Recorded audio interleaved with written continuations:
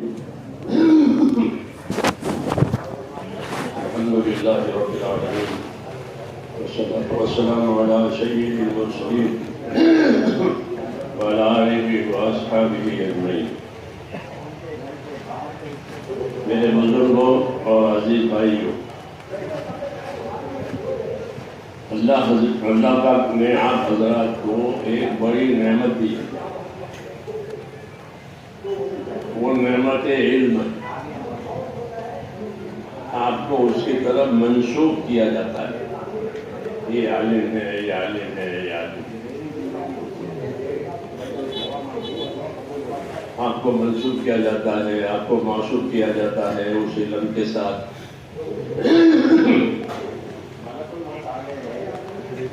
یہ علم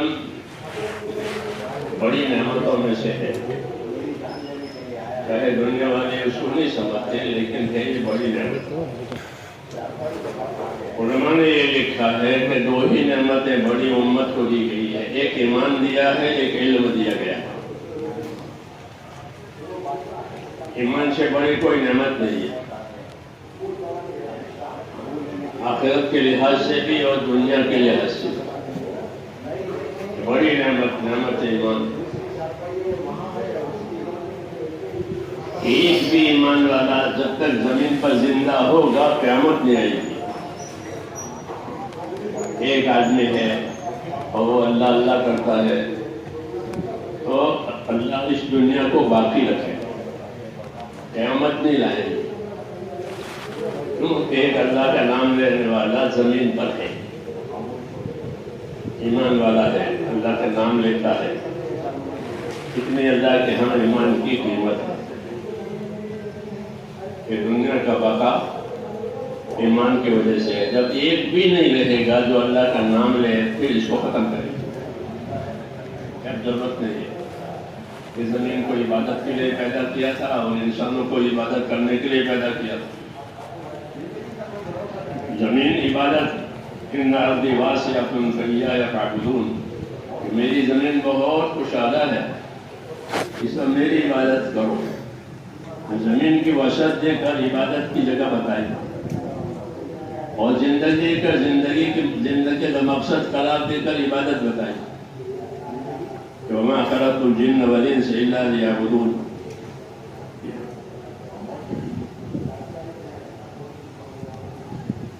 تو یہ ایمان کی برکت ہے کہ ایمان کی وجہ سے عالم سلامت ہے، عالم باقی ہے۔ جب ایک بھی اللہ کا نام لینے والا نہیں رہے گا، پھر اس کو ختم کریں گے۔ ہاں، شر سے یہ بھر گئی ہے، اس لیے اس کو ختم کر دیں۔ جیسے کوڑا ہوتا ہے تو اس کو آگ لگا دیتے، ختم کرو اس کو تاکہ اس کا شر آگے نہ بڑھے۔ تو ایسے ہی ہے، جب یہ شر سے بھر گئی ہے، فساد سے بھر گئی ہے، اس کو ختم کریں۔ تو یہ ایمان کی کا وزن ہے کہ عالم کا بقا ایمان کی وجہ سے۔ دوسری بڑی چیز وہ علم ہے جو بذریعہ وحی اتارا گیا ہے نبیوں پر۔ یہ کسی کے دماغ کی پیداوار نہیں ہے، بلکہ علم الہی کا پرتو ہے، علم الہی کا پرتو ہے کہ اللہ علم والے ہیں تو اپنے بندوں کو علم دیا، ایمان کا علم، اعمال کا علم نبیوں کو اللہ دیتے ہیں۔ ان کی امت کے تقاضے کے حساب سے، ان کی امت کی تربیت کے حساب سے اللہ تعالیٰ ان کو علم دیتے ہیں۔ آخر میں جناب رسول اللہ صلی اللہ علیہ وسلم آئے۔ آپ تمام نبیوں کے سردار ہیں، آپ کے بعد کوئی نبی نہیں۔ آپ کو ہر لائن کا علم پورا دیا گیا، علی وجہ اتم جس کو کہتے ہیں کہ ایمانیات کا علم آپ کو پورا دیا گیا، عبادت کا علم آپ کو پورا دیا گیا، معاملات کا علم آپ کو پورا دیا گیا، معاشرت کا علم پورا دیا گیا، اخلاق کا علم پورا دیا گیا۔ ایسے ہی غیبی چیزیں آخرت میں کیا کیا ہے جو بندوں نے نہیں دیکھی ہے، اس کا علم پورا دیا گیا، ماضی کے واقعات سنائے گئے آپ کو، حال کے حالات بتائے گئے، اور مستقبل کے واقعات اور مستقبل کے حالات آپ کو بتائے گئے۔ ہاں، ہر چیز کا پورا آپ کو علم دیا گیا۔ وَعَلَّمَكَ مَا لَمْ تَكُنْ تَعْلَمْ وَكَانَ فَضْلُ اللَّهِ عَلَيْكَ عَظِيمًا۔ یہ علم جناب رسول اللہ صلی اللہ علیہ وسلم کو دیا تھا، اور آپ کو ذمہ داری دی تھی اس علم کی دعوت کی بھی، اس کی تبلیغ کی بھی۔ اس علم کی دعوت ہے، اور جو دعوت قبول کرے اس کو تبلیغ کرے، وہ پہنچائے اس کو۔ یہ لوگ جسے مہمان کو دعوت دیتے ہیں، آتے ہیں تو کھانا دیا جاتا ہے، ان کو کھانا دیا جاتا ہے، دعوت دیتے ہیں۔ دعوت قبول کر کے آوے تو جس چیز کی دعوت دی ہے وہ پیش کریں گے۔ ناشتے کی دعوت ہے تو ناشتہ پیش کریں گے، کھانے کی دعوت ہے تو کھانا پیش کریں گے۔ تو ایسے یہاں بھی آپ کو دعوت دی، آپ دائی ہیں اور مبلغ، بوئس و داعیاً و مبلغاً، کہ بوئس و داعیاً و مبلغاً فلیس الیہ من الجدال شیء، وخلق ابلیس مزینا فلیس الیہ من الضلالۃ شیء۔ یہ فرمایا کہ مجھے داعی اور مبلغ بنایا ہے، ہدایت میرے ہاتھ میں نہیں ہے، ہدایت میرے ہاتھ میں نہیں ہے۔ ہدایت کون دے گا؟ ہدایت اللہ دے گا۔ اور ابلیس کو مزین بنا کر بھیجا گیا، تو وہ ہر شر کو مزین کرتا ہے، اور مزین کر کے بنی آدم کو پھانستا ہے۔ یہ اس کو طاقت دی ہے تزئین کی۔ گمراہ وہ کسی کو نہیں کر سکتا کہ جس کو چاہے گمراہ کر کے دوزخ میں لے جاؤ کہ وہ مزین کرے گا باطل کو لوگوں کے سامنے، تو جن کو تمیز نہیں ہوگی وہ اس کے پھانسے میں جائیں گے، اور جن کو تمیز ہوگی وہ ان کے پھانسے میں نہیں آئیں گے۔ ایک عالم اس کے پاس شرعی علم ہے، وہ اس کے پھانسے میں نہیں آئے گا، کیونکہ وہ جانتا ہے یہ باطل ہے اور یہ حق ہے۔ اس لیے اپنے بچاؤ کے لیے، اپنے بقا کے لیے اللہ تعالیٰ نے علم و ایمان دو چیزیں رکھی ہیں۔ عالم کے بقا کے لیے ایمان ہے، اور عالم کی سلامتی کے لیے علم ہے۔ یہ علم اسی لیے ہوتا ہے، یہ علم جو نبیوں کے ذریعے سے دیا گیا وہ چیزوں کی معرفت کے لیے نہیں دیا گیا، وہ الگ ہے۔ تو دنیا والے خود دیکھ لیتے ہیں، بجلی میں یہ ہے، اور پانی میں یہ ہے، اور لوہے میں یہ ہے، اور یہ۔ اس کو علم نہیں کہتے، یہ فنون ہے جو تجربے سے حاصل ہوتے ہیں، یہ فنون کہلاتے ہیں، یہ تجربے سے حاصل ہوتے ہیں، اس لیے بڑھتے رہتے ہیں۔ جی ہاں، پچھلے غلط ثابت ہوتے ہیں، اگلے صحیح رہتے ہیں، ایسا ہوتا ہے۔ پچھلے غلط ثابت ہو لیکن میں وہ آدمی کی معلوم ہے، یہ غیر یقینی ہے، غیر یقینی ہے۔ اور جو علم نبیوں کے ذریعے سے آتا ہے وہ یقینی ہے، وہ یقینی ہے، کیونکہ وہ انسانوں کی تربیت کے لیے آتا ہے۔ انسانوں کی اس علم کے ذریعے سے ایسی تربیت کی جائے گی کہ جس کی وجہ سے ان کا تعلق اللہ تعالیٰ کے ساتھ صحیح ہو جائے۔ اس کے لیے یہ علم اللہ تعالیٰ نے مطالعہ ہے جو آپ کو بھی ملا ہے، آپ حضرات کو ملا ہے علم۔ میں نے کہا کہ یہ بڑا شرف ہے، یہ بڑی بزرگی ہے، یہ بڑی عزت ہے کہ اللہ کے ہاں جو بلندی درجات ہوگی وہ علم و ایمان کی وجہ سے ہوگی۔ اللہ بلند درجے دیں گے بندوں کو، وہ ان کے ایمان کی وجہ سے، ان کے علم کی وجہ سے۔ یرفع اللہ الذین آمنوا منکم والذین اوتوا العلم درجات، یہ جو بلند درجے دیے جائیں گے وہ ایمان کی وجہ سے دیے جائیں گے، علم کی وجہ سے دیے جائیں گے۔ یہ اجمالی بات ہے، ایمان اور علم کی وجہ سے بنی آدم کے درجے بلند یہ ہو جائیں گے۔ چنانچہ علماء کو بڑے بڑے درجے اللہ تعالیٰ دیں گے، بڑے بڑے کام دیں گے ان کو۔ حضور صلی اللہ علیہ وسلم کے بعد نبی نہیں ہے، حضور صلی اللہ علیہ وسلم کے بعد آپ کے کام کو سنبھالنے کے لیے اللہ علماء پیدا کریں گے، ایسے علماء پیدا کریں گے جو آپ کی بات کو نکال کر صاف کر کے امت کے سامنے رکھیں گے. حدیثوں میں ہے ہر 100 سال کے بعد اللہ کو ایسا بندہ پیدا کرے گا یا کوئی ایسی جماعت پیدا کرے گا کہ جو نکال کر کے صحیح چیز پیش کرے اور جتنے غلط چیزیں اندر مل گئی ہیں وہ صاف کرے. کیونکہ اللہ تعالیٰ نے اس دین کی حفاظت کا ذمہ خود لیا ہے. ہم اس کی حفاظت کریں گے, ہمیں اس کی حفاظت کریں گے. قرآن پاک کی حفاظت کے بارے میں صراحتاً ہے کہ ہم نے اس کو نازل کیا ہے اور ہم اس کے حفاظت کریں گے. اور قرآن شریف سمجھنے کے لیے سنت کو سمجھنا ضروری ہے, سیرت کو سمجھنا ضروری ہے, تاکہ قرآن شریف کا صحیح مفہوم اور ان کا صحیح مدلول معلوم ہو جائے. تو اللہ تعالیٰ نے آپ کی سیرت کو, آپ کی سنتوں کو بھی محفوظ کرا دیا. کس کے ذریعے سے؟ اہل علم کے ذریعے سے. اہل علم کے ذریعے سے آپ کی سیرت کو, آپ کی سنتوں کو محفوظ کرا. ایسے علماء پیدا ہوئے جو لاکھوں حدیثیں اپنے سینے میں رکھتے ہیں. ایسے علماء پیدا ہوئے جو لاکھوں حدیثیں ان کے سینوں میں ہے اور محفوظ ہے. اور ایک اتنا بھی فرق نہیں. پوری امانت داری کے ساتھ حضور صلی اللہ علیہ وسلم کے علم کو علماء نے لیا ہے اور دیا ہے. پوری امانت داری کے ساتھ. اس میں کوئی کسی کی رعایت نہیں کرتا. اس کا تقویٰ دیکھتے تھے, اس کی طہارت دیکھتے تھے, اس کی زندگی دیکھتے تھے, پھر اس سے روایت لیتے تھے. اس طریقے سے حضور صلی اللہ علیہ وسلم کو 2 قسم کا علم دیا. ایک تو قرآن پاک, وہ تو ہے ہی محفوظ, اللہ کی عبادت کا اس میں وعدہ ہے. دوسرا علم وہ شریعت کے طریقوں کا علم.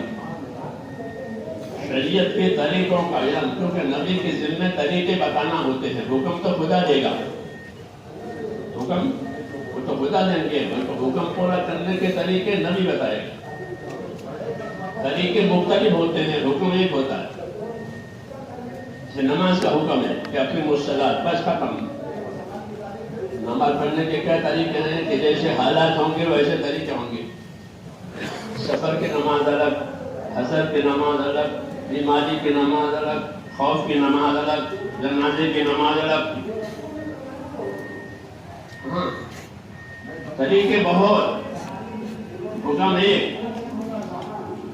طریقے کہاں سے آئیں گے؟ کہ طریقے نبی سے آئیں گے. کہ نبی طریقوں کا ذمہ دار ہے, وہ لوگوں کو طریقے بتانے ہیں.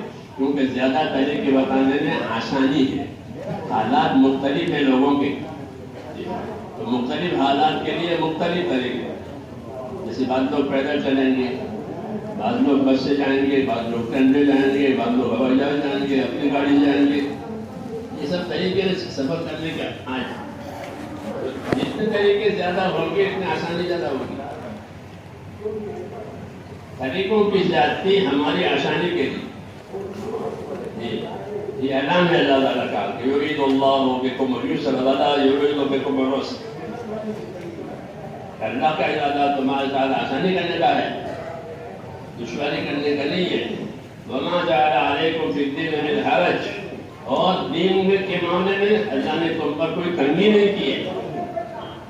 کوئی تنگی نہیں کی ہے, بلکہ بہت طریقے رکھتے ہیں. اس لیے ان طریقوں کو محفوظ کیا گیا ہے, ان کو محفوظ کیا گیا اور ان کو سکھایا گیا. خالی محفوظ نہیں کیا بلکہ ان کو سیکھنا سکھانا ہوا. ابتدائی دور میں سیکھنا سکھانا صحبت سے ہوتا تھا. ایک دوسرے کی صحبت میں رہے, کتابیں نہیں تھی, چھپخانے نہیں تھے, قلم کاغذ نہیں, تو کیسے سیکھیں گے؟ کہ ایک دوسرے کے ساتھ رہ کر سیکھیں. جیسے گھر میں ہماری بچیاں گھر کا کام سیکھتی ہیں, تو کیسے سیکھتی ہیں؟ ان کے ماں سے. کوئی لکھائی پڑھائی نہیں ہوتی, بلکہ ان کے ساتھ رہ کر کے وہ گھر کا کام سیکھ لیتی ہے. پھر وہ نبھاتی بھی ہے, اگر ماں بیمار ہو جائے تو وہ نبھا لیتی ہے. جی یہ ہر ایک کے گھر میں یہ بات ہے. اس کو صحبت کہتے ہیں. ایک صحبت کا علم, ایک شریفوں کا علم, یعنی کتابوں کے ذریعے سے, وہ بھی صحیح ہے. کیونکہ کتاب وہ امین ہوتی ہے, کاغذ امین ہے، کاغذ میں آپ نے کوشش نہیں کی، ویسے نہیں کی، وہ کاغذ امین ہے، امانت دار ہے کاغذ، وہ بگاڑی کر نہیں کوشش، لکھ لو، دستخط دے لو، شہادت دے لو، وغیرہ. تو علم کو عام کیا گیا، حضور صلی اللہ علیہ وسلم پر علم نازل ہوا، اس علم کو حضور نے عام کیا، اس سے اپنی دعوت سے اپنے علم کی دعوت دی کہ اس کی طرف آؤ، اس کی طرف آؤ. تو آپ کے علوم آپ کی دعوت سے جڑے ہوئے. توحید کا علم آپ کو دیا تو آپ نے لوگوں کو توحید کی دعوت دی. توحید کا علم آپ کو دیا گیا، فَاعْلَمْ أَنَّهُ لَا إِلَهَ إِلَّا اللَّهُ وَاسْتَغْفِرْ لِذَنبِكَ. توحید کا علم دیا، فَاعْلَمْ أَنَّهُ لَا إِلَهَ إِلَّا اللَّهُ. تو آپ نے لوگوں کو توحید کی دعوت دی کہ قولوا لا الہ الا اللہ. جی ہاں، اس طرح جو علوم آئے اس علوم کی آپ نے لوگوں کو دعوت دی. کیوں کہ وہ لوگوں کے لیے اترا ہے، لوگوں کے لیے اترا ہے. آپ نے اپنے علم کی مثال بارش کے پانی سے دی. جو علم و ہدایت پروردگار نے مجھے دیا ہے اس کی مثال ایسی ہے جس میں آسمان سے آنے والا پانی. مثل ما بعثني الله من العلم والهدى كمثل غيث. کہ جو علم و ہدایت اللہ نے مجھے دی ہے وہ بارش کے پانی کی طرح سے ہے کہ اس میں سب کا حصہ ہے. بارش کا پانی زمین کی تمام مخلوق کے لیے ہوتا ہے. جتنی مخلوق زمین پر ہے ان سب کے لیے بارش کا پانی ہے، ورنہ ان کی حیات مشکل ہو جاتی ہے. ایسے ہی جو علوم حضور صلی اللہ علیہ وسلم کو دیے تھے کہ وہ زمین پر بسنے والے انسانوں کے تمام طبقے کے لیے، حکیموں کا طبقہ، تاجروں کا طبقہ، زمینداروں کا طبقہ، مزدوروں کا طبقہ، یہ سارے طبقے ہوتے ہیں روزی روزگار کے لحاظ سے اور معیشت کے لحاظ سے زمین پر. ایک حکیموں کا طبقہ ہوتا ہے جو نظام سنبھالتا ہے، ایک تاجروں کا طبقہ ہوتا ہے، اور ایک زمینداروں کا طبقہ ہوتا ہے، ایک مزدوروں کا طبقہ ہوتا ہے. معیشت کے لحاظ سے یہ طبقے ہوتے ہیں. تو ہر طبقے کے لیے رہبری کا سامان دیا گیا. آپ کے علم میں مولانا محمد یوسف رحمۃ اللہ علیہ فرماتے تھے کہ ہمارے دین میں ہر شعبے کے فضائل ہیں، ہمارے دین میں ہر شعبے کے مسائل ہیں. ہمارے دین میں ہر شعبے کے فضائل، ہر شعبے کے مسائل. کہ حکومت کا شعبہ، حکومت کے فضائل ہیں، حکومت کرنے کے فضائل ہیں، حکومت کرنے کے مسائل ہیں. تجارت کا شعبہ کہ تجارت کے فضائل ہیں، تجارت کے مسائل ہیں. زمینداری ہے کہ زمینداری کے فضائل، زمینداری کے مسائل. مزدوری کا شعبہ اس کے فضائل، مزدوری کے فضائل، مزدوری کے مسائل. ایسا علم جناب رسول صلی اللہ علیہ وسلم کو دیا گیا تاکہ کوئی طبقہ علم کے بغیر زندگی نہ گزارے. علم کے بغیر زندگی نہ گزارے. اس لیے آپ نے اپنی دعوت سے ان تمام طبقوں کو متوجہ کر کے ان کو علم دیا. لوگوں نے آپ کی صحبت سے علم لیا، آپ کے صحابہ کی صحبت سے علم لیا. اس طرح تابعین آئے تو ان سے لیا اور دیا. اس طرح تمام شعبوں کو ان کا ضروری علم پہنچ گیا. جب یہ کام پورا ہو گیا تو آپ کو اللہ نے اٹھا لیا. حج باقی رہ جاتا تھا، حج جو آخر میں آئے تو تمام کو لے کر کے آپ نے حج کیا کہ ہمارے ساتھ حج کرو. اگلے سال امید نہیں ہے، اپنی حیات کے بارے میں کہا کہ اگلے سال امید نہیں ہے، ہمارے ساتھ حج کرو تاکہ حج کے مناسک تمہارے سامنے آ جائے، حج کا علم تمہارے سامنے آ جائے. تو سے بڑے طبقے میں آپ کی صحبت میں رہ کر کے حج کیا اور حج کا علم لیا. حکم دیا تھا کہ خذوا عنی مناسککم، اپنے حج کے مناسک اور طریقے ہم سے لے لو، اگلے سال امید نہیں ہے میری زندگی کی. یہ بتائیں تو حج کا علم دیا. تو غرض ہے کہ حضور صلی اللہ علیہ وسلم کو جو علم دیا گیا، جو علوم دیے گئے، آپ نے اس کی دعوت بھی دی. کچھ دعوت پر لوگ جمع ہو گئے تو ان کو اس کی تعلیم بھی دی. یہ نبی کا کام ہوتا ہے دعوت دے تو دعوت قبول کر کے جو آئیں اس کو تعلیم دے. جی ہاں, اور یہی کام امت کے علماء کا بھی ہے. امت کے علماء کا بھی ہے کیا ان لوگوں کو دعوت دے کہ اپنے علم کو لے کر کے ان لوگوں کے پاس جائیں جن کے پاس علم نہیں. جیسے تاجر اپنے مال کو لے کر ان لوگوں کے پاس جاتا ہے جن کو مال کی ضرورت ہے. جی ہاں, لیکن کیونکہ وہ مال اپنے نفع کے لیے بیچتا ہے. یہ تو ایک مثال ہے. عالم اپنے علم کو اپنے نفع کے لیے نہیں بیچے گا بلکہ ان کے ہمدردی میں ان کو علم دے گا. اور علم دینے سے پہلے علم کا طلبگار بنانا ضروری ہے. اگر علم کی طلب نہیں ہوئی ہے بے طلبی میں اس کو دیا گیا تو وہ قدر نہیں کرے گا. اس لیے نبیوں کے ہاں نری اشاعت نہیں ہے. اس کو شاید کر دو اس کو پھیلا دو جیسے آج ہے. ایک چیز کو پھیلا دیتے ہیں جس کو ضرورت ہو اس سے وہ نہ ہو تو بھی. یہ رواج ہے کہ کسی چیز کو پھیلا دینا یہ رواج ہے. ہمارے یہاں خالی پھیلا دینا مقصود نہیں ہے. خالی پھیلا دینا مقصود نہیں ہے بلکہ مقصود یہ ہے کہ اس کو اس طرح پھیلاؤ کہ لوگ اپنے آپ کو اس کے پابند کریں. کیونکہ علم تو پابند کرنے کے لیے آتا ہے. علم پابند کرنے کے لیے آتا ہے یعنی عمل کرانے کے لیے آتا ہے.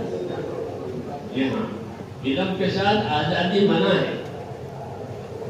علم کے ساتھ آزادی منع ہے. علم کے ساتھ کیا ہونا چاہیے؟ علم کے ساتھ استقامت ہونا چاہیے. علم کے ساتھ استقامت کہ ہر عالم اپنے آپ کو اپنے علم کا پابند کرے. جب وہ اپنے علم کا پابند کرے گا تو وہ عادل ہے. کیا ہے؟ آپ جان کی گواہی کس سے لیں گے؟ بولو. عادل آدمی ہے فاسق لیں گے؟ فاسق سے لیں گے؟ عادل چاہیے جان کی گواہی کے لیے. وہ تو شرط ہے. عادل یعنی پابند حکموں کا. عالم کی سب سے پہلی ذمہ داری ہے کہ وہ اپنے آپ کو عادل بنا. اپنے آپ کو یہ علم کی پہلی ذمہ داری ہے کہ اپنے آپ کو عادل بنا. اگر عادل نہیں بنایا تو کہ وہ فاسق ہوگا. بنی اسرائیل کو علماء کو اللہ نے عام طور سے یہ سب فاسق ہے. یہ فاسق ہے. اکثریت ان کی فاسق ہے. کہ وہ اپنے علم کے تابع نہیں. وہ اپنے علم کے تابع نہیں ہوتے بلکہ اپنے علم کے خلاف اپنی زندگی گزارتے تھے. لوگوں کو محسوس کرتے تھے. وہ کوئی نبی آتا تھا ان کے دور میں تو نبی سے حسد بھی کرتے تھے, نبی سے مخالفت بھی کرتے اور نبی کو قتل بھی کرتے. یہاں تک بات پہنچ گئی. ان کو فاسق, ان کی اکثریت فاسق ہے. اپنے علم پر نہیں. اس سے مردود ہوئے, ملعون ہوئے, سب کچھ ہو گیا. اور قرآن حدیث میں ان کی کمزوریاں بتائی گئی ہیں کہ انہوں نے یہ کیا ہے, یہ کیا ہے, یہ کیا ہے, یہ کیا ہے. اس امت کو بتایا گیا ہے کہ ان کے علماء نے یہ کیا, یہ کیا, یہ کیا. منہم امت مقتصدہ وکثیر منہم ساء ما یعملون. ان میں سے تھوڑی سی جماعت ہے جو صحیح طریقے پر اکثریت ان کی. یہ خدائی خبر ہے, اللہ نے خبر دیا. کیوں؟ تاکہ اس امت کے علماء اپنے بارے میں ہوشیار رہے. ہمارے ہاں اللہ تعالیٰ نے علماء کو تقویٰ دیا اور علماء نے تقویٰ دیا. کیونکہ سب سے پہلی جماعت علماء کی وہ صحابہ کی جماعت ہے. پہلی جماعت علماء کی وہ صحابہ کرام, وہ امت کے علماء میں سے بڑے علماء. ابن مسعود فرماتے تھے کہ اصحاب محمد صلی اللہ علیہ وسلم اپنے علم میں بہت گہرے ہیں, معمولی نہیں ہے ان کا علم. اعمقهم علما اقلهم تکلفا, وہ اپنے علم میں بہت گہرے ہیں. اصولوں کا علم ان کے پاس ہوتا تھا.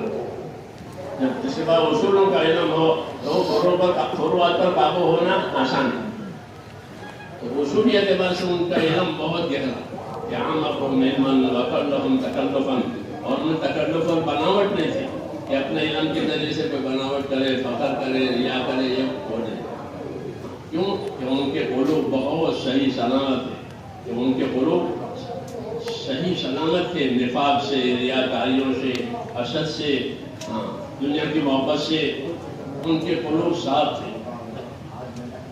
یہ ان کی صفات بتائی اور ان کے اوپر پھر ذمہ داری ڈالی، اور ان پر ذمہ داری ڈال کر حضور صلی اللہ علیہ وسلم نے کہا کہ اب ہماری باتوں کو دنیا میں چلاؤ، بلغوا عنی، میری باتوں کو دنیا میں چلاؤ۔ اور آپ نے ان پر اعتماد ظاہر کیا ہے کہ میرے صحابہ ایسے ہیں جیسے ستارے، یہ صحابہ ستارے کی طرح ہے کہ نور بھی ہے، حرکت بھی ہے۔ ستاروں میں دونوں بات ہوتی ہے، ایک تو اپنا نور ہوتا ہے جس سے وہ چمکتے ہیں دنیا والوں کے لیے، اور ان میں حرکت بھی ہوتی ہے، رفتار ہوتی ہے۔ ایسے صحابہ میں علم بھی ہے اور ان کی حرکتیں بھی صحیح ہیں، ان پر آپ نے اعتماد کیا ہے، اور صحابہ کی زندگی کو آنے والی امت کے لیے بطور نمونہ پیش کیا کہ صحیح طریقہ کون سا ہے کہ ماں انا علیہ واصحابی، کہ جس پر میں ہوں اور میرے صحابہ ہیں، وہ فرقہ صحیح ہے۔ اس لیے ہمارے سامنے حضور صلی اللہ علیہ وسلم کی سیرت ہے، صحابہ کرام کی سیرت ہے۔ حضور صلی اللہ علیہ وسلم کی سیرت کا تو یہ نفع ہے کہ قرآن کریم کی جو تفسیر ہے، قرآن کریم کا جو منشا اور مقصد ہے، وہ حضور صلی اللہ علیہ وسلم کی سیرت سے سمجھ آئے گا۔ قرآن شریف کیا کہنا چاہتا ہے وہ کون بتا دے گا؟ کہ وہ حضور صلی اللہ علیہ وسلم بتا دے گا۔ یہ آپ کے ذمہ ہے کہ تنزیل اور نزول تو اللہ کی طرف سے ہوگا، اور تفسیر اس کی آپ بتائیں گے لوگوں کو۔ لِتُبَيِّنَ لِلنَّاسِ مَا نُزِّلَ وَأَنزَلْنَا إِلَيْكَ الذِّكْرَ لِتُبَيِّنَ لِلنَّاسِ مَا نُزِّلَ إِلَيْهِمْ۔ ہم نے آپ کی طرف ایک ذکر اتارا ہے، قرآن علم بھی ہے، ذکر بھی ہے، تاکہ آپ لوگوں کو کھول کھول کر بتائیں کہ اس کا یہ مقصد ہے، یہ مقصد ہے، یہ مقصد ہے۔ تو قرآن کی تشریح اور قرآن کی تفسیر وہ ہے جو حضور صلی اللہ علیہ وسلم نے بتایا۔ تمام احادیث جو ہے وہ قرآن کی تفسیر۔ پھر صحابہ کرام نے کہ صحابہ کرام نے حضور صلی اللہ علیہ وسلم سے علم لے کر پھر امت کو دیا، اور امت کی صلاحیت کے مطابق ان کو یہ بات پہنچائی۔ تو یہی طریقہ ہے، اوپر والوں سے لینا، نیچے والوں کو دینا۔ اوپر والوں سے لینا یعنی زیادہ جاننے والوں سے لینا، کم جاننے والوں کو دینا، یہ علم کا تقاضا ہے۔ جیسے تجارت ہوتی ہے کہ اوپر کے تاجروں سے مال لیتے ہیں، نیچے بیچتے ہیں، تھوک کر کے لیں گے اور پھر نیچے پھٹ کر کے بیچیں گے۔ ایک ایک چیز بیچے، ایک لنگی بیچے گا، ایک مسکٹ بیچے گا، وہاں سے شال آئے گا۔ ایسے دین میں بھی ہے، اوپر والوں سے علم لو اور نیچے والوں کو دو، تاکہ یہ سلسلہ علم کا جاری رہے۔ اس نے کہا کہ علم کی ایک طرف اپنے آپ کو پابند کرنے کی، اپنے علم کا اپنے آپ کو پابند کرے، اس کو استقامت کرے۔ دوسرا اپنے علم کو شائع کرے، اپنے علم کو شائع کرے یعنی اس کے طلبگار بناوے لوگوں کو۔ شائع کرنے کا مطلب یہ ہے کہ اپنے علم کا لوگوں کو طلبگار بناؤ، جس طرح تاجر اپنے خریدار تیار کرتا ہے، خریداروں کو ایسا بناتا ہے کہ وہ رغبت سے خریدتے ہیں۔ یہ دیکھو، یہ دیکھو، یہ دیکھو، دیکھنا مفت ہے، ہاں ایسا یہ دیکھو، دیکھنا مفت ہے، پسند ہے تو لینا، نہیں تو کوئی بات نہیں۔ وہ 50 چیزیں دکھاوے گا، کیوں؟ کہ اس کا دکھانا اپنے مال کی دعوت ہے، اپنے مال کی دعوت بھی ہے، اپنے مال کی ترغیب بھی ہے۔ ایسے ہمارے یہاں بھی ہے کہ اپنے علم کو ایسا بناؤ کہ لوگ اس کو رغبت سے لیں۔ رغبت سے لینے کا کیا طریقہ ہے؟ کہ رغبت سے لینے کا طریقہ یہ ہے کہ ان کو سب سے پہلے فضائل کا علم بتاؤ، پہلے فضائل کا علم بتاؤ کہ دیکھو آپ کو خدا یہ دیں گے، یہ عمل کریں گے تو آپ کو خدا یہ دیں گے، یہ عمل کریں گے تو خدا آپ کو یہ دیں گے۔ پہلے فضائل کا علم اترتا ہے، پہلے حلال حرام کا علم نہیں اترتا کہ یہ حلال ہے یہ حرام ہے، کیونکہ لوگوں میں اس کی طاقت نہیں ہوتی کہ حرام سے بچے،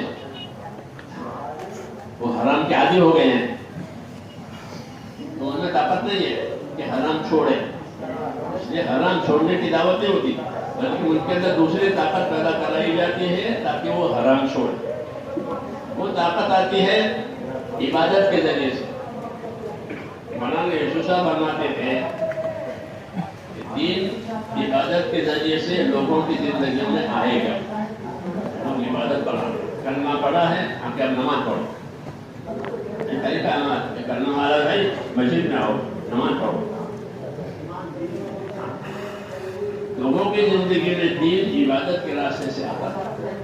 حکم بھی اس طرح کہ ایمان آیا، پھر ایمان کے بعد نماز نازل ہوئی۔ تو دین زندگیوں میں عبادت کے راستے سے آتا ہے اور معاملات کے راستے سے نکل جاتا ہے۔ جب لوگوں کے معاملات خراب ہو جاتے ہیں لین دین کے، تو پھر ان کی عبادتیں بے جان ہو جاتی ہیں۔ تو مولانا یوسف فرماتے تھے کہ لوگوں کی زندگیوں میں دین عبادت کے راستے سے آئے گا، معاملات کے راستے سے نکل جائے گا۔ اسے لوگوں میں دینداری پیدا کرنے کا یہ طریقہ ہے، ان کو ایمان کی برکتیں سمجھاؤ، اپنی عبادت کی برکتیں سمجھاؤ، تاکہ وہ ایمان عبادت کو جمع کرے۔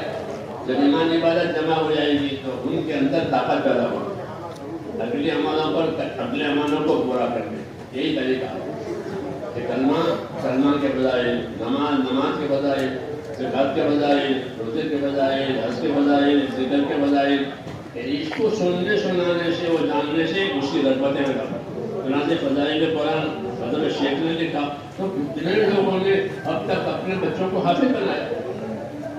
حضرت ان کا گھرانہ تو دوسری لائن کا تھا، اونچی لائن کا تھا دنیا کے اعتبار سے، کہ یہ قرآن ہے، اس کے فضائل ہیں، تو اپنے بچوں کو کیوں رغبت پیدا ہو گئی۔ جیسے میرا بچہ حافظ ہو جائے گا تو مجھے یہ ملے گا، یہ ملے گا، میرے بچوں کو یہ ملے گا، اتنی برکتیں ہوگی۔ وہ ایک فضائل کا علم ہوتا ہے، اس کی وجہ سے لوگوں میں رغبت پیدا ہوتی ہے اور وہ عمل کرنے کے لیے تیار ہو جاتے ہیں۔ جب عمل کرنے کے لیے تیار ہو جائیں تو دوسرا علم آئے گا، اس میں عمل کے طریقے بتائے جائیں گے۔ نماز اس طرح پڑھو، حج اس طرح کرو۔ اس لیے فضائل حج، مسائل حج، فضائل نماز، مسائل نماز، ہر چیز کے فضائل، ہر چیز کے مسائل، اس طرح عملی زندگی صحیح ہوتی ہے۔ اس لیے فضائل کا علم پہلے ہے، جب فضیلت کے ذریعے سے عمل کا شوق پیدا ہو تو ان کو طریقہ بتایا جائے کہ اب یہ طریقہ ہے، یہ طریقہ ہے، یہ طریقہ ہے، تو یہی طریقہ ہے۔ تو دعوت میں دونوں باتیں ہوتی ہیں، پہلے فضائل سنائے جاتے ہیں، جب وہ فضائل سن کر عمل کے لیے تیار ہو جائے تو مسئلہ بتایا جاتا ہے۔ پہلے مسئلہ بتائیں گے، وہ مسئلہ اس کے ہضم نہیں ہوگا۔ مسائل بتانے میں جلدی نہیں کرنا چاہیے، پہلے تو عمل پر تو آئے، پھر جیسے ہاں اپنے عمل کی فکر ہو گئی ہے، اب مسئلہ بتائیں گے تو اپنے مسئلے کو قبول کریں۔ اس لیے فضائل کا مولانا صاحب فرماتے تھے کہ علم میں فضائل کا علم مقدم ہے، اس سے رغبت پیدا ہوتی ہے، اس سے خوف پیدا ہوتا ہے، وعیدیں آتی ہیں، عذاب کی باتیں آتی ہیں، خوف پیدا ہوتا ہے، خوف کی وجہ سے برائیاں چھوٹ جاتی ہے، رغبت کی وجہ سے بھلائیاں زندگیوں میں آتی ہیں، تو برائیوں کا چھوٹنا، بھلائیوں کا زندگیوں میں آنا، یہ تو عین دین ہے، یہی عین دین ہے۔ برائیاں چھوٹ جائے، بھلائیاں زندگی میں آ جائے، ہم اپنے مالوں منہ جائے، یہی دین ہے۔ تو اس کا یہ طریقہ ہے آسان کہ فضائل سناؤ تاکہ برائیاں نکل جاوے اور بھلائیاں زندگیوں میں آ جاوے، شوق پیدا ہو جاوے، خوف پیدا ہو جاوے، اس سے ایمان میں تازگی آتی ہے۔ یہ طریقہ ہے، یہ طریقہ ہم کو دیا گیا امت کو، اور اسی طریقے سے یہ کام چلایا ہے۔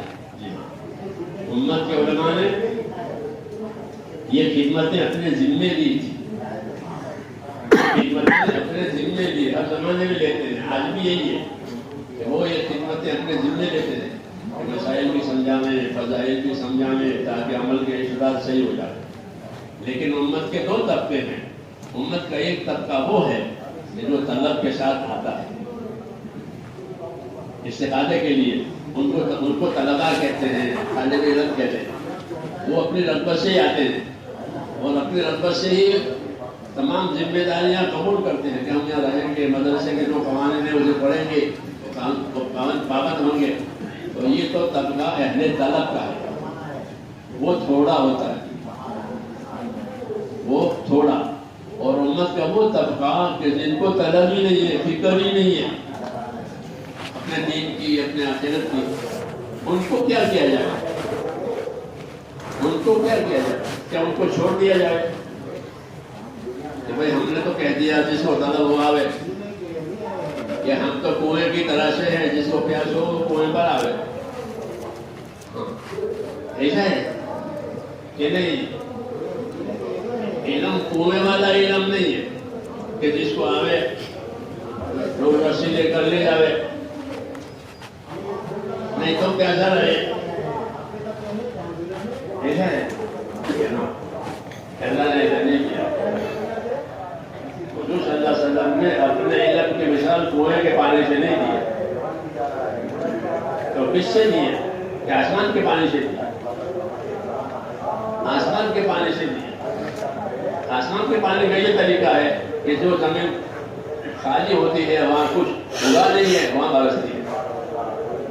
اولم یروا انا نسوق الماء الى الارض الجرز فنخرج به زرعا تاكل منه انعامهم وانفسهم افلا يبصرون، کہ دیکھتے نہیں ہیں ہم پانی وہاں بیچتے ہیں، بادل وہاں بیچتے ہیں اس زمین پر، کہ جہاں زمین پر کچھ نہیں، وہ زمین ویران ہے، وہ زمین ویران ہے، پھر وہاں پانی برستا ہے، پھر وہ غیر آباد زمین آباد ہو جاتی ہے، اس میں سے وہ ذخیرے نکلتے ہیں کہ جن کے ذریعے سے ان کا گزارا بھی ہو جاتا ہے اور ان کے جانوروں کا چارہ بھی ہو جاتا ہے۔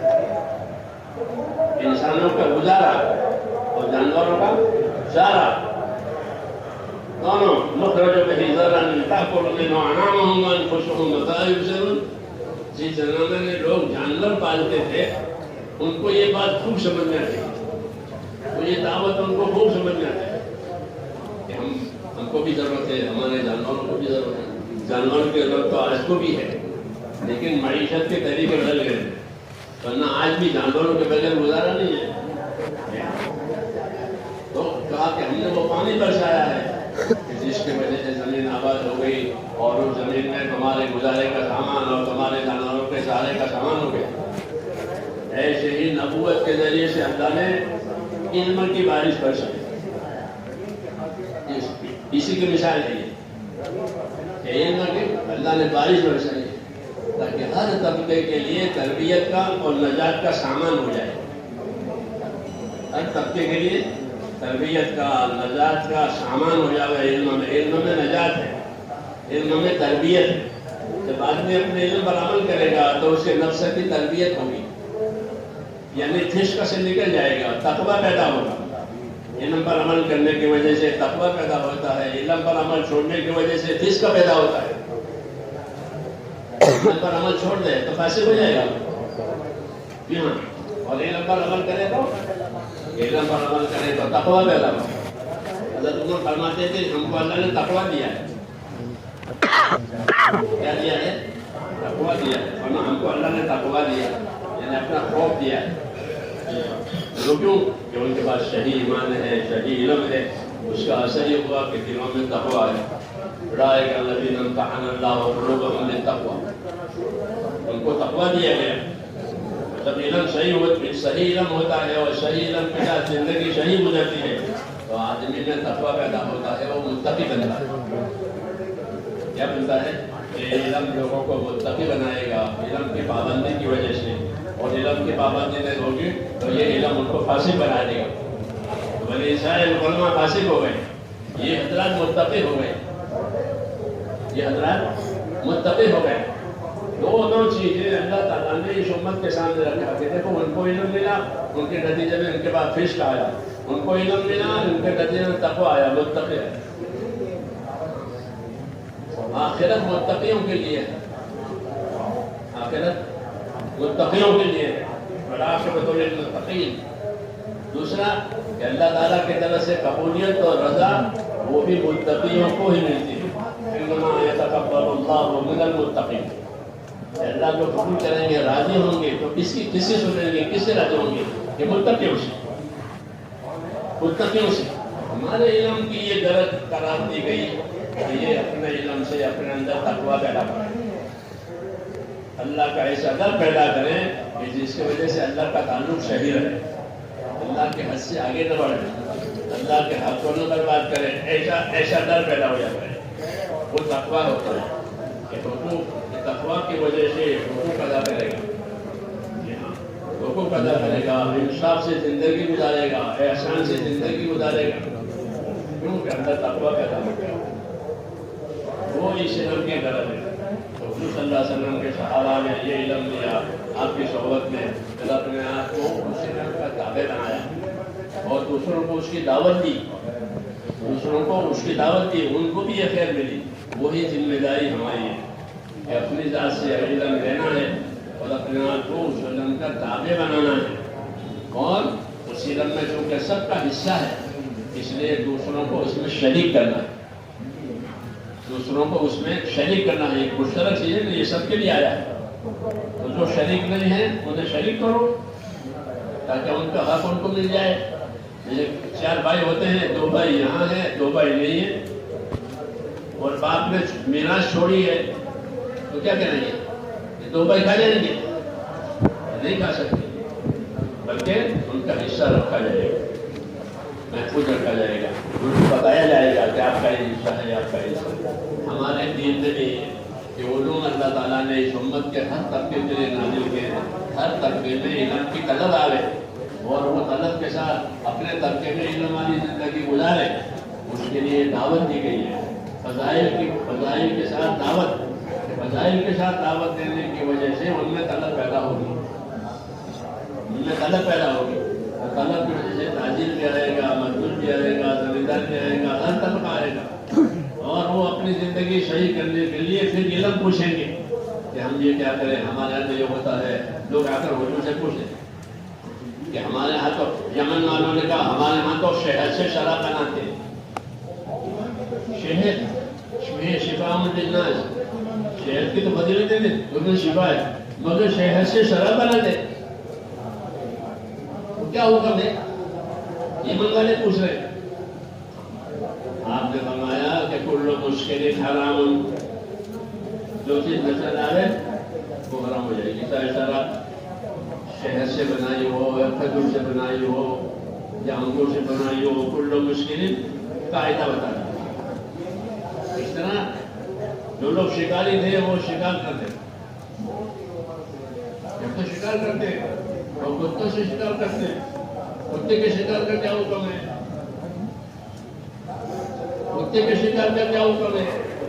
آپ سے پوچھنا ہے کیوں کہ مسلمان ہو گئے، شکاری ہیں، وہ کتوں سے رات میں شکار کرتے ہیں، اب ان کو بھی ضرورت ہے کہ ہمارے پوچھیں کہ کتے کا شکار، کیونکہ کتا تو اچھا جانور نہیں ہے۔ یہ مثال ہے، یہ مثال ہے۔ کسی دن کو دین پہنچا، اس طرح پہنچا کہ ان میں طلب آئی تاکہ وہ اپنی زندگی کی کمی کو دور کرے۔ آج بھی یہی بات ہے کہ اپنے علم کو دعوت میں اس طرح استعمال کرنا ہے فضائل کے ذریعے سے کہ ہر ایک کو زیادتی کا شوق ہو جائے، اپنی کمی کا احساس ہو جائے۔ زیادتی کا شوق کہ وہ فضائل سے ہو، کمی کا شوق، کمی کی فکر کہ وہ وعید کی باتوں سے ہو، وعید میں خوف کی باتیں ہوگی، فلاں کام ہے اس کے یہ عذاب ہے، اور جو اس میں مبتلا ہوگا اس کو فکر ہو جائے گی کہ ہم تو یہ کام کرتے ہیں تو میں کیا کروں۔ تو میرے دوستو، علم کے سے پہلے علم کی طلب پیدا کرنا، جیسے مریض میں علاج کی طلب خود ہی ہوتی ہے، مریض کے اندر علاج کی طلب خود ہی ہوتی ہے، وہ اپنی طلب لے کر جاتا ہے، تو پھر جو طبیب کہے گا وہی کرے گا، جو معالج کہے گا وہی کرے گا، کیونکہ وہ طلب ہے، اور طلب نہ ہو تو پھر کون پوچھے گا۔ ہمارے دین میں یہ ہے کہ لوگوں میں اپنے دین کی طلب پیدا کراؤ، اپنے آخرت کی فکر پیدا کراؤ تاکہ وہ صحیح راستہ تلاش کرے، اسی کو دعوت کہتے ہیں۔ یہ دعوت کے ذریعے سے وہ لوگوں میں دین کی طلب پیدا کراؤ، آخرت کی فکر پیدا کراؤ تاکہ وہ صحیح راستہ تلاش کرے جس سے ان کی آخرت بن جائے۔ تو اس کا یہی طریقہ ہے کہ دعوت کے ذریعے سے ایک تو اس کو فضائل کا علم دیا جائے تاکہ وہ گناہ اور ثواب کی رغبت میں زندگی گزارے۔ کہ گناہ بچنے کی چیز ہے، ثواب کمانے کی چیز ہے، اور اس میں زندگی گزارے، اور بھی جب زندگی گزارے گا تو پوچھنے آئے گا کہ یہ کیا ہے، یہ کیا ہے، یہ کیا ہے، تو ان کو بھی راستہ بتایا جائے گا۔ اسی کو دعوت کہتے ہیں کہ لوگوں میں طلب پیدا کراؤ، اور طلب پیدا کر کے جو دین لیں گے تو وہ دین کو وہ حفاظت سے رکھیں گے، اپنے دین کو حفاظت رکھیں گے۔ اس لیے میرے دوستوں، نبیوں نے اپنے علم کے ساتھ اپنی دعوت کو جوڑا ہے اور علم کو حرکت دی ہے۔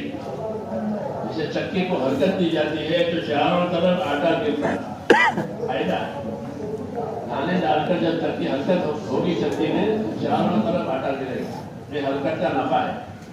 ایسے ہی انبیاء کرام نے اپنے علم کو حرکت دی، ہم کسی کے پاس نہیں ہم ان کے پاس جاتے ہیں، یا ان کو بلاتے ہیں یا ان کے پاس جاتے ہیں، دونوں باتیں کبھی اپنے پاس بلاتے بھی ہیں اور کبھی ان کے پاس جاتے بھی، ان کے پاس دونوں طریقے کے لوگ آتے تھے۔ بعض لوگ اپنی طرف لے کر آتے تھے، وفود آتے تھے، نہ وہ ہجری میں بہت لوگ آئے، وہ نہیں ہوتا تھا تو آپ نے اپنے صحابہ کو بھیجا ہے، وفود بنا بنا کر کثرت سے خالد بن ولید کو بھیجا ان کے مسلمان ہونے کے بعد، کیوں؟ تاکہ لوگوں میں طلب پیدا کرے۔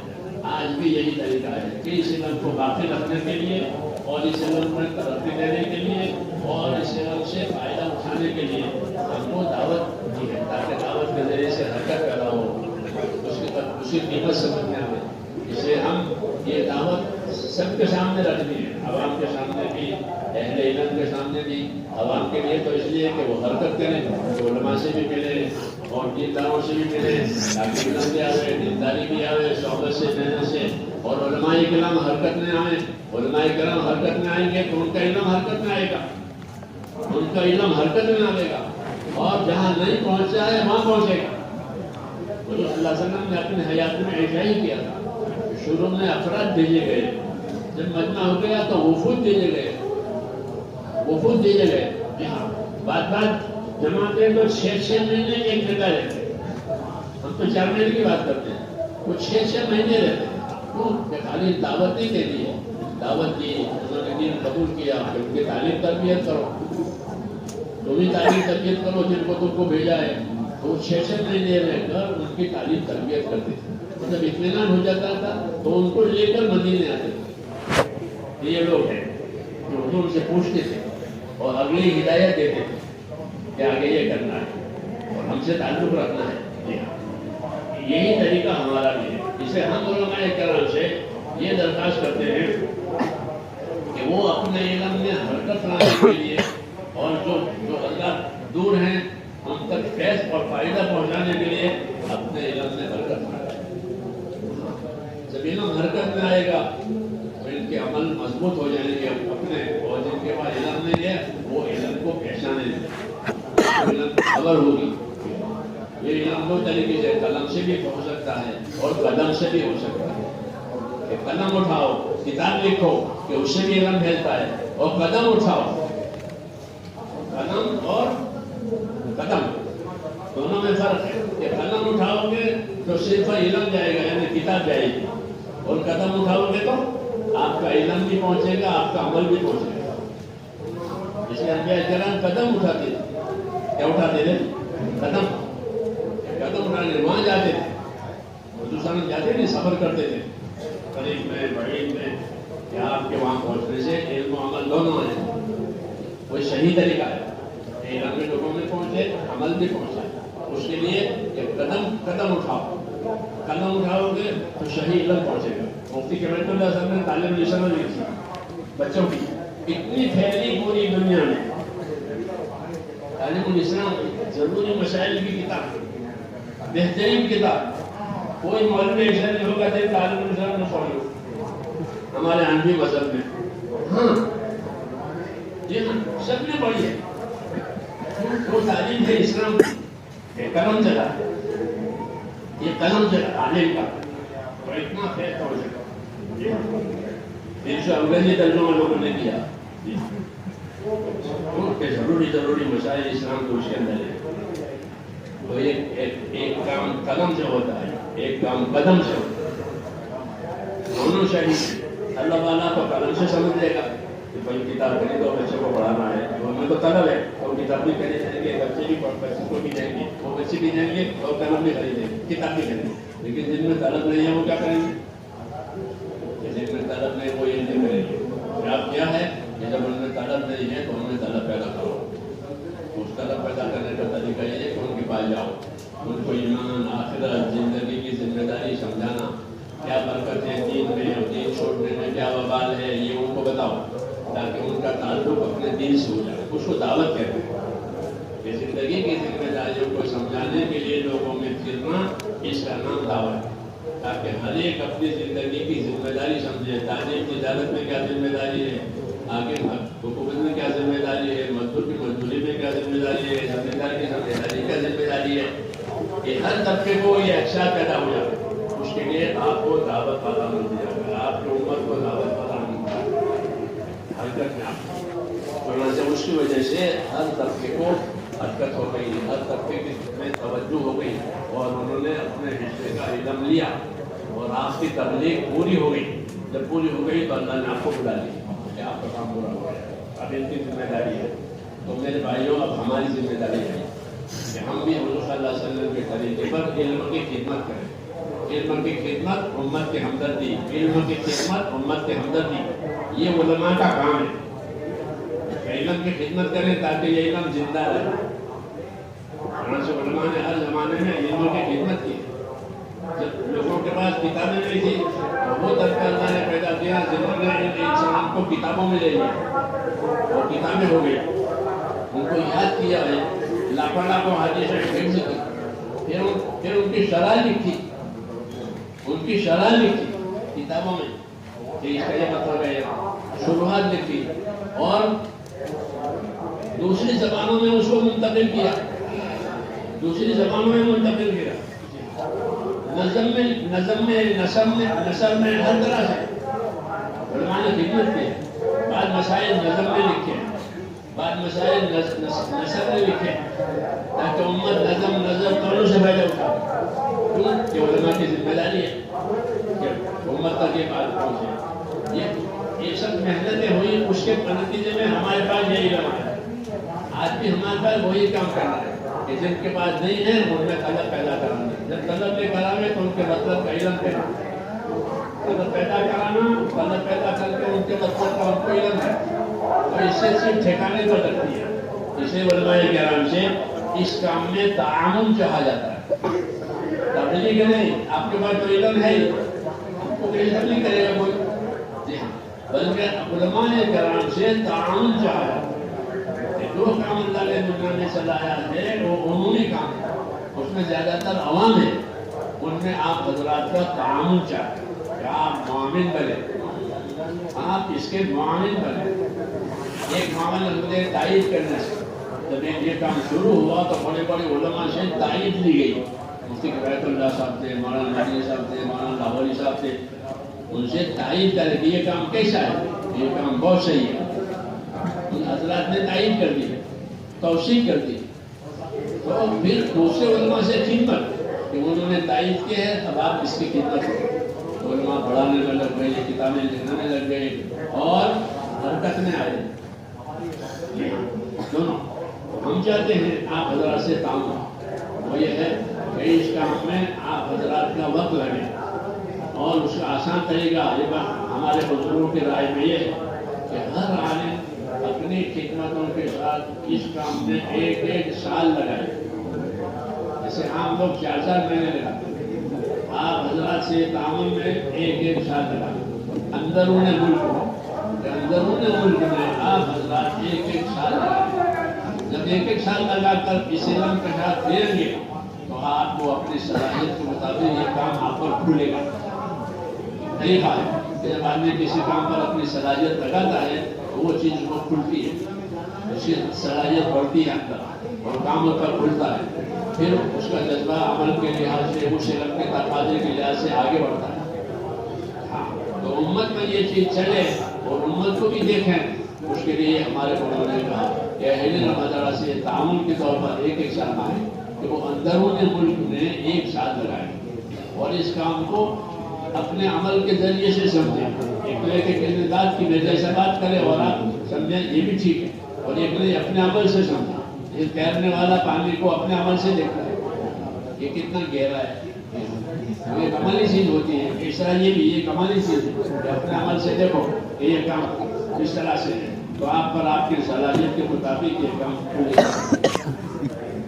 جتنا کھلے گا اتنی آپ کی خدمت بڑھے گی، اخلاص بھی بڑھے گا، کیونکہ بڑا ہے علم تو اخلاص کی طرف لے جاتا ہے، علم تو آخرت کی طرف لے جاتا ہے، تو علم میں اخلاص بھی بڑھے گا اور علم کی طاقت بھی بڑھے گی۔ جی ہاں، علم ضائع نہیں ہوتا دعوت کے ذریعے سے، بلکہ علم ترقی کرتا ہے دعوت کے ذریعے سے، کیونکہ اس کے طلبگار پیدا ہوتے ہیں۔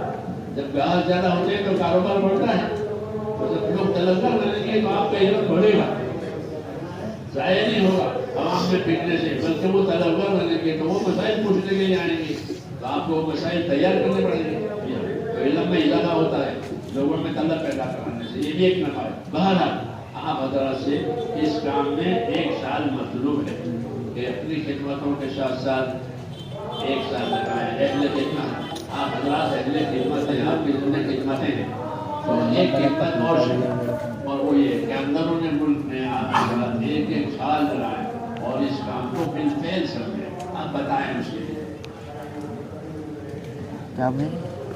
السلام علیکم ورحمۃ اللہ وبرکاتہ۔ محترم سامعین اور ناظرین، اسی طرح اور بھی مختلف موضوعات پر بیانات سننے کے لیے، مزید اسلامی معلومات حاصل کرنے کے لیے اور دین کے بنیادی مسائل جاننے کے لیے ہمارے اس یوٹیوب چینل کو سبسکرائب کر لیں، لائک اور شیئر کرنا نہ بھولیں۔ دوسری اہم بات یہ ہے، اقرا آن لائن اور آف لائن اسلامک ایجوکیشن کے نام سے ہمارے یہاں تمام بچوں، بڑوں اور خواتین کے لیے خصوصاً اسکول، کالج اور جاب وغیرہ میں مصروف رہ کر جو دینی تعلیم سے دور ہے، ان سب کے لیے دینی تعلیم اپنے گھروں میں رہتے ہوئے کم وقت میں عمدہ اور معیاری تعلیم حاصل کرنے کا ایک بہترین اور سنہرا موقع ہمارا اقرا آن لائن اور آف لائن اسلامک ایجوکیشن ہے، جس میں 2 بنیادی کورسز پڑھائے جاتے ہیں، ایک تربیتی کورس، دوسرا عالمیت کورس۔ تربیتی کورس میں حفظ قرآن، ناظرہ قرآن، مع تجوید، اردو، دینیات اور چند بنیادی مسائل پڑھائے جاتے ہیں، اور عالمیت میں 3 سالہ نصاب بھی ہے اور 5 سالہ نصاب تعلیم بھی ہمارے یہاں ہے۔ جو کوئی پڑھنا چاہتے ہیں یا اپنے بچوں کو پڑھانا چاہتے ہیں تو اسکرین پر دیے گئے نمبر پر رابطہ کریں، انشاءاللہ مزید تفصیل آپ کو مل جائے گی۔ جزاکم اللہ خیرا و احسن الجزاء۔